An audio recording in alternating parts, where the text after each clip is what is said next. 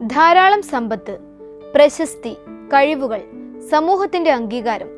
Grey Lehmann എന്ന യുക്തിവാദിയായ ഡോക്ടറിനെ പറ്റിയാണ് പറഞ്ഞു വരുന്നത്. യാതൊരു അല്ലലുമില്ലാത്ത ജീവിതവും മെഡിക്കൽ സയൻസിലുള്ള അഗാധമായ പരിജ്ഞാനവും ദൈവമില്ല എന്ന ചിന്തയിലേക്ക് ഗ്രെഗ് ലെഹ്മാനെ കൂട്ടിക്കൊണ്ടുപോയി. താൻ ഒരു നിരീശ്വരവാദി ആയതിനാൽ ഏറെ അഭിമാനം കൊണ്ട അദ്ദേഹം ദൈവമില്ല എന്ന് തെളിയിക്കാനായി ഏറെ സമയം കണ്ടെത്തി. ഭാര്യയും 2 കുട്ടികളുമുള്ള ഡോക്ടർ ലെഹ്മാന്റെ ജീവിതം എപ്പോഴും പുതിയ കാര്യങ്ങൾ ചെയ്യുന്നതിൽ സന്തോഷം കണ്ടെത്തി.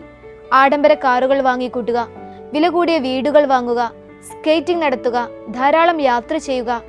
ഡോക്ടർ ലെഹ്മാന്റെ ജീവിതം ഇങ്ങനെയായിരുന്നു. മികച്ച വരുമാനമുള്ള ഡോക്ടർക്കും ഭാര്യയ്ക്കും പണം ഒന്നിനും ഒരു പ്രശ്നമായിരുന്നില്ല. എന്നാൽ ജീവിതത്തിൽ എന്തോ ഒന്ന് നഷ്ടപ്പെടുന്നതായി ലെഹ്മാന് തോന്നിയിരുന്നു. അതെന്താണെന്ന് മനസ്സിലാക്കാൻ അദ്ദേഹത്തിന് സാധിച്ചിരുന്നില്ല.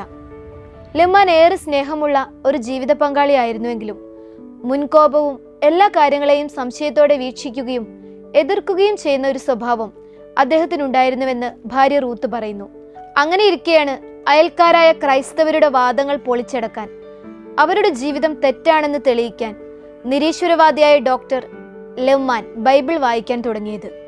അയൽക്കാരുടെ വിശ്വാസത്തെ ചോദ്യം ചെയ്യുക, ദൈവമില്ല എന്ന് തെളിയിക്കുക, അതിലുപരിയായി യാതൊന്നും യുക്തിവാദത്തിനടിമയായ ഡോക്ടർ ലെഹ്മാന്റെ മനസ്സിലുണ്ടായിരുന്നില്ല. എന്നാൽ ബൈബിൾ ഓരോ തവണ കൈകളിൽ എടുക്കുമ്പോഴും മനസ്സിൽ കൂടുതൽ സംശയങ്ങൾ ഉടലെടുത്തു. യേശുക്രിസ്തു ദൈവമല്ലേ? ബൈബിളിൽ പറയുന്ന കാര്യങ്ങൾ സത്യമാണെന്ന് ശാസ്ത്രം പഠിച്ച തനിക്ക് തന്നെ തോന്നുവാൻ തുടങ്ങിയിരിക്കുന്നു. ഇതിന്റെ അർത്ഥം എന്താണ്? ലെഹ്മാന്റെ മനസ്സിലെ ചോദ്യങ്ങൾ അങ്ങനെ നീണ്ടുപോയി. അയൽക്കാരെ തോൽപ്പിക്കുവാൻ ബൈബിൾ വായന തുടങ്ങിയ ലെഹ്മാൻ താൻ എന്തിനാണ് ബൈബിൾ എടുത്തതെന്ന് തന്നെ മറന്നു. സംശയങ്ങൾ ഓരോ ദിവസവും വർദ്ധിക്കുന്നതിനാൽ കൂടുതൽ ആഴത്തിൽ ബൈബിൾ പഠിക്കുവാൻ ലെഹ്മാൻ തീരുമാനിച്ചു. ക്രിസ്തുവിനെ കുറിച്ചും ക്രൈസ്തവ വിശ്വാസത്തെക്കുറിച്ചും ലെഹ്മാൻ പഠിക്കുവാൻ ആരംഭിച്ചു. മനസ്സിൽ ചിന്തകൾ മാറി മറിഞ്ഞെങ്കിലും തന്നിലെ യുക്തി ബൈബിളിന് മുൻപിൽ അടിയറവ് വയ്ക്കുവാൻ ലെഹ്മാൻ തയ്യാറായിരുന്നില്ല. ലെഹ്മാൻ തന്റെ വിശ്വാസക്കുറവിനെ പറ്റിയും ക്രിസ്തുവിനെ പറ്റിയുള്ള സംശയങ്ങളെക്കുറിച്ചുമൊക്കെ പറയുന്നത് ഇങ്ങനെയാണ്: യേശുക്രിസ്തു മനുഷ്യനായി അവതരിക്കുകയും കുരിശുമരണം ഏറ്റുവാങ്ങുകയും ഉയർത്തെഴുന്നേൽക്കുകയും ചെയ്തുവെന്ന് ബൈബിളിൽ പറയുന്നു. എന്നാൽ എന്നിലെ യുക്തി അതിനെയും സംശയത്തോടെയാണ് നോക്കിക്കണ്ടത്. ക്രിസ്തു ജീവിച്ചിരിക്കുന്നു എന്നത് സത്യമായിരിക്കാം, എന്നാൽ മരിച്ച ശേഷം ഉയർത്തെഴുന്നേൽക്കുക എന്നത് സാധ്യമല്ല എന്ന് ഞാൻ വിശ്വസിച്ചു. ഉയർത്തെഴുന്നേറ്റു എന്ന് പറയുന്നത് അസംബന്ധമാണെന്ന് സ്ഥാപിക്കാനുള്ള ശ്രമം ഞാൻ ആരംഭിച്ചു. ഉയർപ്പ് തട്ടിപ്പാണെന്നും അപ്പസ്തോലന്മാർ ക്രിസ്തുവിന്റെ ശരീരം മോഷ്ടിച്ചുകൊണ്ട് പോയതാണെന്നും ഞാൻ വിധിയെഴുതി.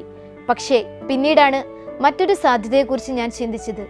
അങ്ങനെ മോഷ്ടിക്കപ്പെടുവാൻ പറ്റുന്ന ഒരു ശരീരമല്ല ക്രിസ്തുവിൻ്റെത്. റോമൻ പട്ടാളം കാവൽ നിൽക്കുന്ന കല്ലറയിൽ നിന്നും സാധാരണക്കാരായ അപ്പസ്തോലന്മാർക്ക് എങ്ങനെയാണ് ക്രിസ്തുവിന്റെ ശരീരത്തെ മോഷ്ടിക്കുവാൻ കഴിയുക? ഇവയെല്ലാം എന്നെ കൊണ്ടെത്തിച്ചത് യുക്തിയുടെ എല്ലാ വ്യാഖ്യാനങ്ങളും തെറ്റാണെന്ന ചിന്തയിലേക്കാണ്.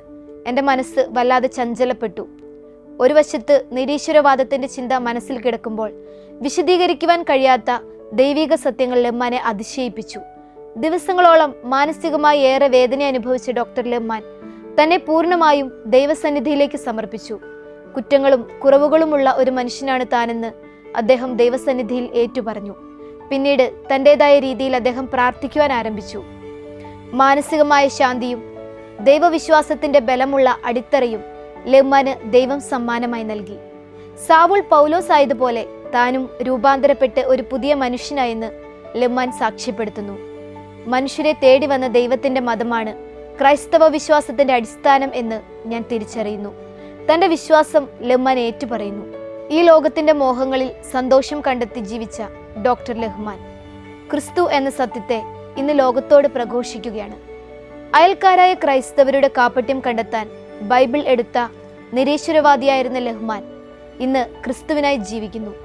നമുക്കും ക്രിസ്തുവിനു വേണ്ടി ജീവിക്കുവാൻ സാധിക്കട്ടെ.